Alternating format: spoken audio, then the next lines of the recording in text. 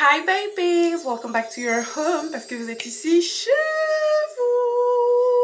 J'espère que vous allez bien mes amours, moi ça va super. On se retrouve aujourd'hui pour une nouvelle vidéo et on se retrouve pour une KVDC. Donc Kéline vous donne des conseils, ça fait longtemps que j'ai pas fait de KVDC mais c'est vraiment le format que je préfère le plus comme vous le savez. Avant de commencer la vidéo d'aujourd'hui, n'oubliez pas de vous abonner, liker, partager et de commenter. Et pour ceux qui me connaissent, vous savez que je n'ai absolument pas l'habitude de porter ce genre de perruque, genre des perruques colorées et tout, vraiment c'est pas mon délire. Raison pour laquelle aujourd'hui j'aimerais vous parler de la marque qui m'a envoyé cette magnifique perruque qui s'appelle Wig Cool. C'est la première fois que je collabore avec eux et je pense que ce n'est pas la dernière parce que franchement ils ont des perruques incroyables. Je vais vous mettre certaines images de la perruque que je viens de recevoir. Donc c'est une Water Wave de 24 pouces. C'est une perruque qui est 360, mais avant même de venir à l'aspect 360, c'est une perruque qui a des attaches. Donc je vais vous mettre les images. Tu peux l'attacher derrière avec des élastiques, double élastique d'ailleurs, parce que quand tu mets une perruque 360, et ben faut que ce soit bien serré derrière. C'est super facile à installer, mais genre vraiment, c'est une perruque que vous n'êtes pas obligé de coller forcément. Là du coup pour moi elle n'est pas collée, elle est bien longue, elle est super belle. Vous pouvez faire différents types de coiffures avec, donc tu peux lâcher la perruque, tu peux faire des chignons et du coup avoir le côté 360 en ajustant avec les petits élastiques ici sur le côté. Et tu peux également faire comme moi une sorte de petit queue de cheval avec des petites boucles devant. Voilà, j'ai vraiment opté pour ça. En plus il fait chaud dehors et tout, donc mettre ce genre de pépé, je trouve que ça fait super mignon. Et on est en été, les perruques colorées c'est la base, même si je le fais pas souvent, mais j'avoue que ça change un peu quelque chose et puis ça me va super bien au teint. Donc pour pouvoir commander cette perruque, vous allez avoir le lien qui sera en description. Vous aurez juste à cliquer sur le lien et vous allez directement être redirigé vers du coup le site de la perruque. S'il y a un code promo, je vais vous l'afficher juste là également. Je sais pas si je vais vous en mettre un, voilà, s'il y en a un je le mets, s'il y en a pas non plus, bah, je vais pas pouvoir le mettre. Mais voilà, donnez-moi une petite note de cette perruque sur 10, qu'est-ce que vous en pensez? Est-ce que vous trouvez que la couleur me va bien? Et surtout, n'hésitez pas à aller commander parce que vraiment ça en vaut la peine, elle est magnifique. En plus les Water Wave, c'est les perruques, tu rajoutes de l'eau dessus et les boucles se refont. Anyways, c'est tout pour cette petite pause pub. Sans plus tarder, on passe à l'histoire, aux questions d'aujourd'hui. Alors franchement les questions d'aujourd'hui, il y en a un peu de tout, d'accord? On commence avec la première. Je suis en couple depuis presque 2 ans et en relation à distance depuis 2 mois. J'ai rencontré un garçon par hasard un jour, je vais vous passer des détails. J'ai fait ma première fois avec, je me sens trop mal, je peux pas le dire à mon copain, donc je l'ai quitté pour ne pas lui faire mal. Alors déjà c'est pas bien parce que je trouve qu'on a l'impression de remettre les pendules à l'heure aux mecs qui trompent leur go et tout, mais les nanas qui trompent leur mec, même si c'est une relation à distance où il est en Chine, où il est au Japon, où il est où tu veux, à partir du moment où tu te dis que tu es en couple avec lui, tu te dois d'être fidèle avec lui. En tout cas moi c'est comme ça que je vois les choses, donc ce que tu as fait c'est mal. Après, le fait de dire oui ou non si t'as trompé quelqu'un, il y a beaucoup de personnes qui sont mitigées en mode mais non, si je l'ai trompé ça va dans la tombe avec moi, je parle à personne, j'en parle pas et tout, je me tais, je ferme ma bouche. Et aussi d'autres personnes qui se disent bah en fait je l'ai trompé, je dois être honnête, genre si je l'ai fait, j'assume, donc je vais en parler. Moi je fais partie de ce genre de personnes déjà qui trompent pas en fait, parce que si t'aimes plus la personne ou si tu vois que t'as un moment de faiblesse, ça sert à rien de rester dans la relation, genre move, tu vois. Mais si jamais ça arrive, je pense que je serais le genre de personne qui en parlerait à mon partenaire. Parce que je trouve que, genre moi si ça m'arrive, si on me trompe, j'aurais aimé qu'on vienne me le dire. Je préfère une personne qui est honnête, qui porte ses coronesses et qui vient me dire voilà écoute, je t'ai trompé, il s'est passé ça, qu'une personne qui garde tout pour elle et le jour où tu le découvres, ça te fait encore plus mal parce que tu te dis durant tout ce temps, la personne ne m'a rien dit, c'est aujourd'hui que tu me le dis en mode ouais je suis désolée alors que quand tu partais bouillard, t'étais pas désolée. Bref. Ça fait mal au cœur, ça fait mal au cœur. Donc moi personnellement, pour moi tu devrais en parler. Après si tu l'as quitté, voilà, tu l'as quitté. Mais j'aimerais bien avoir un petit retour de ta part pour savoir si t'es avec la personne du coup avec qui t'as eu des rapports. Voilà. Ça c'était la première question. Dites-moi ce que vous en pensez d'ailleurs au fur et à mesure. Première question, voilà ce que j'en pense. Deuxième, troisième, voilà. Vous avez capté. On passe à la deuxième question. Que faire quand on a 19 ans et qu'on a l'impression qu'on ne va jamais trouver quelqu'un? J'ai jamais été en couple. Franchement, 19 ans, c'est jeune. On fait partie d'une génération où il y a des petits qui sont en couple à 14 ans. Je suis pas là pour juger, hein. Mais pour moi, ça n'a pas de sens. Même si ça veut pas dire que si t'es en couple à 14 ans, ça va pas durer. Voilà, ça peut très bien durer. Mais c'est pas un âge où t'es assez mature pour te poser. tu vois. Genre, il y a beaucoup d'autres choses à réfléchir que de se dire qu'on va directement se mettre en couple.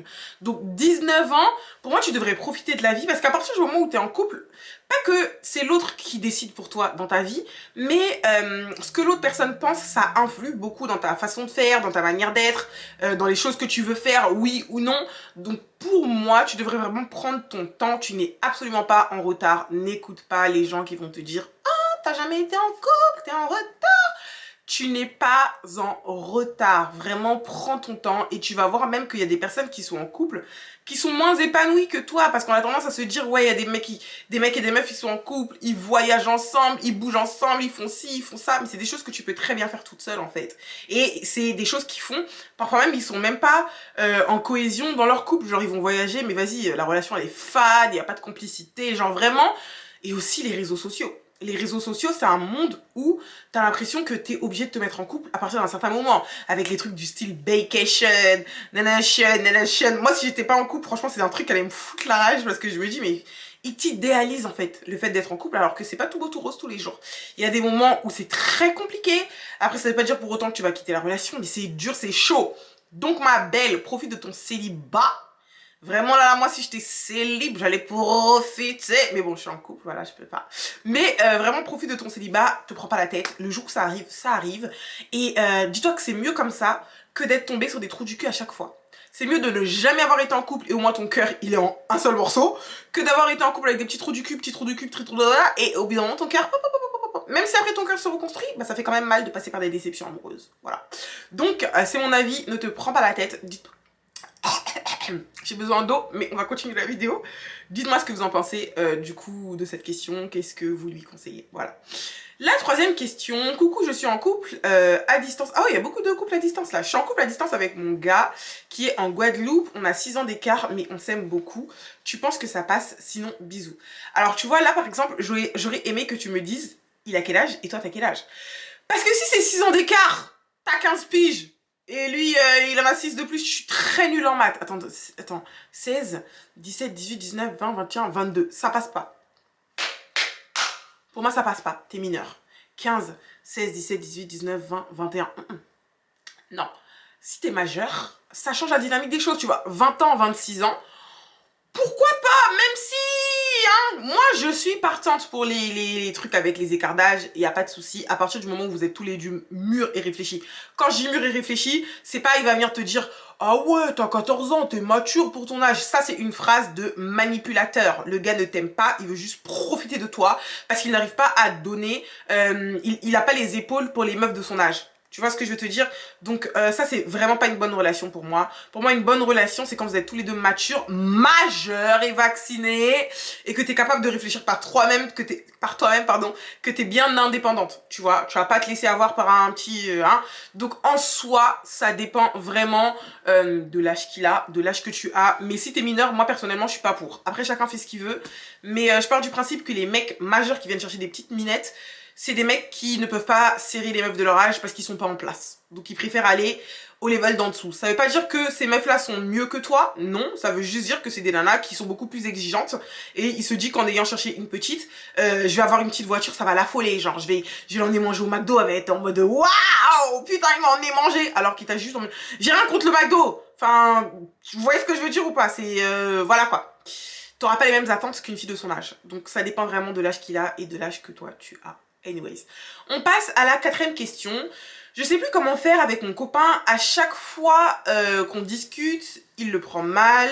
Il prend mal tout ce que je dis alors que j'essaie vraiment d'être cool. C'est pas facile. Parfois, on a l'impression de discuter avec une personne, sauf qu'en fait, on se dit que c'est la communication le plus important, alors que le plus important, c'est la compréhension. Tu veux communiquer avec quelqu'un, mais si la personne ne comprend pas ce que tu essaies de lui dire, ça va jamais marcher. Hein. Ça va jamais marcher. Donc, moi, je te dis, ma belle, essaie de moins parler. Essaie de moins parler. Tu vois, les hommes avec leurs grosses têtes, eux, quand t'es trop derrière leur dos, que tu parles, ouais, il y a ça, ils te calculent pas. Mais à partir du moment où tu fermes ta bouche, bah alors là, ils se disent, waouh, il y a un problème. Elle se plaint plus, elle parle plus. Si c'est un mec qui t'aime pas, il va pas chercher à plus faire d'efforts que ça, il va se dire, bon voilà, elle me casse plus les couilles en fait, donc désolé pour le terme, hein, mais en gros, voilà, c'est ça. Mais si c'est un mec qui t'aime, il va chercher à savoir ce qui va pas. Et c'est à ce moment-là où il est apte à la discussion que tu vas commencer à discuter avec lui. Tu m'as fait ça, ça, ça, ça, ça, j'ai pas apprécié. Et vu que ce sera pas un moment où t'étais constamment derrière son dos, bah il va t'écouter.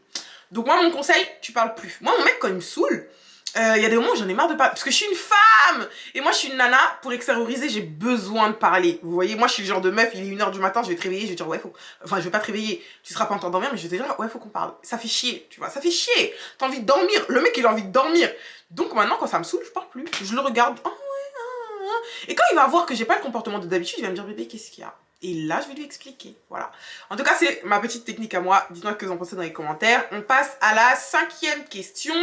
Je viens d'une famille musulmane et ça fait 2 ans que je suis en couple avec un homme. Il m'a dit qu'il allait me marier au bout de 1 an et là, j'attends encore. Franchement, je ne sais pas comment revenir vers lui avec ça parce que ça me saoule. Il a pas respecté sa parole et surtout ma famille, à moi, commence à me mettre la pression. Non pas que je veux me marier pour eux ou pour le regard des gens, mais c'est important pour moi. Est-ce que tu as des conseils? Ben, il a pas respecté sa parole, tu le dégages. Voilà. Il y a des personnes qui vont pas être d'accord avec moi en mode oui, il faut être patient, nanana, mais pour moi, dès le début, déjà, il faut fixer ses limites, il faut fixer ses conditions. Si dès le début, tu l'as dit, écoute, moi, au bout d'1 an, je veux me marier parce que je suis musulmane, je suppose que lui aussi, il est musulman. J'espère, parce que sinon ça risque d'être un peu compliqué pour ta famille, de toute façon tu l'as pas précisé, mais est-ce que c'est quelque chose qui est important pour lui? Est-ce que c'est aussi important pour lui, pour toi? Si lui il s'en fout, il va se dire bah vas-y, tant qu'elle me saoule pas avec ça, bah je vais continuer comme ça. T'as vu, tant qu'elle est pas venue me dire oui et tout, faut qu'on se marie, bah moi je vais continuer un peu ma petite vie, voilà, en mode... tant qu'elle m'a pas attrapé, on continue. Donc voilà, pour moi tu devrais lui parler, lui dire, bon, soit tu lui parles et tu lui dis clairement, écoute frérot, je t'avais dit 1 an, toi-même tu m'avais dit 1 an, là ça fait 2 ans qu'on est ensemble, tu me parles toujours pas de mariage, bah tu dégages en fait, je vais trouver la personne qui veut se poser. Ou soit tu parles avec lui et tu lui dis, écoute voilà, qu'est-ce que je viens de dire là? Je viens de dire les 2 mêmes options. Soit tu pars, ok, et vas-y, il a pas respecté sa parole, t'essaies pas de discuter avec lui, tu te casses. Ou soit, excusez-moi, c'est le soleil qui tape sur ma tête, ou soit t'as une discussion avec lui où tu lui expliques que voilà, tu m'avais dit ça, et peut-être que là il va se dire oui, mon cœur, t'avais raison, on va commencer les démarches. Voilà. Ça, c'est vraiment mes 2 seules options, je vois pas trop ce que tu peux faire de plus, soit partir, soit le confronter pour qu'il puisse changer d'avis, ou soit que tu vois que, bah en fait, le gars il est pas décidé à changer d'avis, il va pas te marier, et bah là, faut trouver quelqu'un d'autre. Voilà, voilà. Ça, c'était mon avis par rapport à cette dernière question. J'espère que vous avez aimé cette petite vidéo. C'était toutes les questions là. Ça fait vraiment longtemps que j'ai pas fait de KVDC. Pour m'envoyer vos questions, c'est via un lien NGL que je vais aussi mettre dans la barre de description. Vous avez juste à cliquer sur le lien. C'est des questions anonymes que vous allez pouvoir me poser. Et voilà, voilà. Je pense que c'est tout pour cette vidéo. N'hésitez pas aussi à aller dans la barre de description pour checker le lien pour cette jolie petite perruque également et aller la choper. Et je pense que je vous ai tout dit. Avant de quitter la vidéo, n'oubliez pas de vous abonner, liker, partager et de commenter. Les commentaires, c'est super, super, super, super, super important. Genre vraiment, même si vous avez rien à commenter, écrivez juste pour le référencement ou mettez des cœurs ou mettez ce que vous voulez. Mais en tout cas, commentez. Et je vous fais de gros bisous. Je vous dis à la prochaine pour une nouvelle vidéo. Je vous fais de gros bisous.